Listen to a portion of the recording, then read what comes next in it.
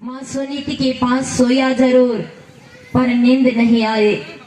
आधी रात में जगा, माँ के चरणों का स्पर्श करके वह आधी रात को ही घर द्वार राजपाट का परित्याग कर जंगल के तरफ निकल गया और जंगलों में जाकर वृक्षों से पत्तों से पूछने लगा, कोई है जो मुझे बता दीजिए मेरे परमपिता परमात्मा कहाँ रहते हैं। मुझे परमपिता परमात्मा के गोद में बैठना है। जाते जाते उस अंधेरी रात में घनघोर जंगल में प्रवेश कर जाता है। कुछ बदमाश के झुंड से उसे भेंट हो जाती है। बदमाशों ने पूछा, क्या ढूंढ रहे हो? बोले, मेरे परमपिता परमात्मा आप लोग देखे हो तो मुझे बता दो। वे डाकू के समूह ने कहा, तुम्हारे पास बहुत जेवरात है, वे सब हमें दे दो, फिर तुम्हें परमात्मा के गोद में ही बैठा देंगे। कितना वैराग्य था कि अपने शरीर में लगा हुआ वो आभूषण खोल के ध्रुव ने उस डकैत को दे दिया, डाकू के समूह को दे दिया। बोले, अब तो मुझे परमपिता परमात्मा के गोद में बैठा दो। अरे डाकू ने परमात्मा तो देखा ही नहीं, मन में विचार किया, इसे छोड़ दूंगा, राजा का बेटा है, कल कोई बचोगे नहीं, इससे अच्छा होगा न रहेगा बांस न बजेगी, बस जो इसको फेंको। पहाड़ के चोटियों से उस बालक को फेंक दिया, कहा जा तू परमात्मा के गोद में बैठ जा। माता लक्ष्मी कहती, भगवान आपके भक्त रो रहे हैं, उस बालक की सहायता के लिए आप जाओ। तो भगवान विष्णु कहते, यदि मैं सगुण रूप का दर्शन दे दो तो बालक भ्रमित हो जाएगा, इसीलिए मैं सगुण रूप का दर्शन देना नहीं चाहता हूँ। बोले, बच्चा मर जाएंगे प्रभु।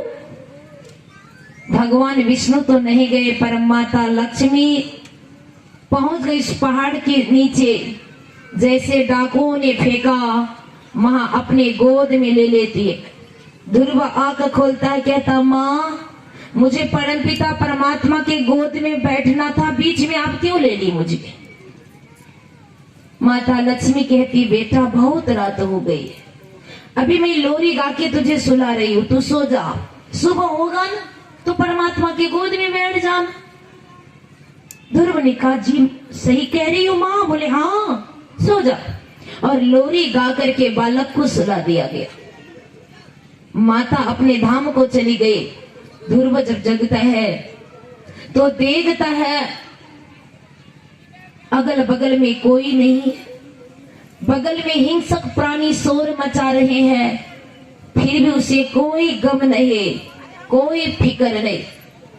कोई गम जो प्रभु के साथ रहता है ना, उस संसार के सुधि बुद्धि को खो जाता है, और जो संसार के साथ रहता है वह बिल्कुल कायर हो जाता है। एक महात्मा जी अपने चेला के साथ कहीं जा रहा था, जंगल का रास्ता था, तो ध्यान अभ्यास का समय हो गया। तो महात्मा जी ने बोला, अरे ध्यान का समय हो गया है, थोड़ा ध्यान अभ्यास कर लूं फिर आगे बढ़ूंगा। तो गुरु चेला दोनों ध्यान अभ्यास में बैठा अपने आत्म स्वरूप का। गुरु जी तो ध्यान अवस्था में समाधि की ओर निकल गया, पर चेला अपने मन को कंट्रोल करते करते तब तक एक बाघ बगल में गरजने लगा।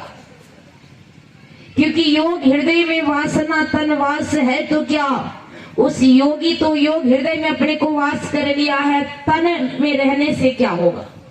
उसको शेर की आवाज सुनाई नहीं दिया, महात्मा को समाधि में है, पर उसका चेला को तो सुनाई दे रहा था ना।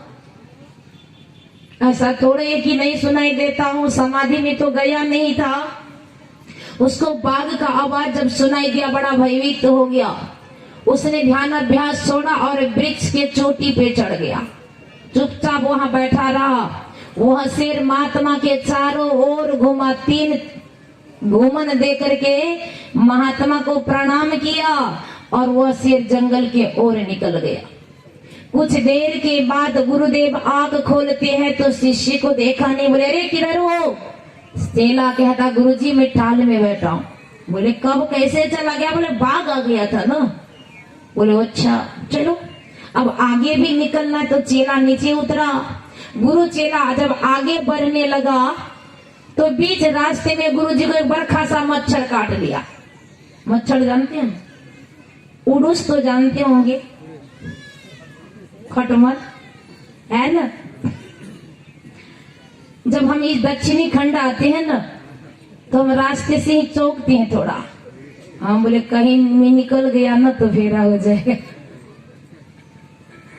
हमारी जो मेनका है, मेरे जो सेवा में रहती है, पहले बार जब मेरे साथ इधर आई थी तो हमको नींद नहीं हो रहा था, बहुत था, तो हम कहते हमको यहाँ सोया नहीं जाएगा। तू क्या कहता, कैसा होता, जरा हमको देखने दीजिए। तो हम नहीं देखे हैं, कईयों ने देखे हैं खटमल। हम जोर से डांटे या हमको काट रहा तो जिंदगी में कभी नहीं, बोले नहीं, जीवन में हम कभी नहीं देखे खटमल कैसा होता, हमको बोला देखने दीजिए। तो उसके पकड़ के दिखाया गया, बोला ऐसा होता है, मतलब उधर होता नहीं, इधर से कहीं चला जाए, और ऐसे भी गर्मी क्षेत्र है ना। तो देखिए उस महात्मा को अपने शिष्यों के साथ जा रहे थे तो एक बड़ा सा मच्छर काट लिया, और जैसे मच्छर काटा तो बाबा जी जोर जोर से रोने लगा। चेलवा कहता, गुरुजी क्या हुआ, क्यों रो रहे हैं? गुरुजी कहता, रे मच्छर काट लिया। चेलवा कहता, कैसन गुरुजी है, छोटका मच्छर काटा, इतना जोर जोर से रोते हैं, और उस वक्त जो बाघ गरज रहा था उस समय नहीं रोए? गुरु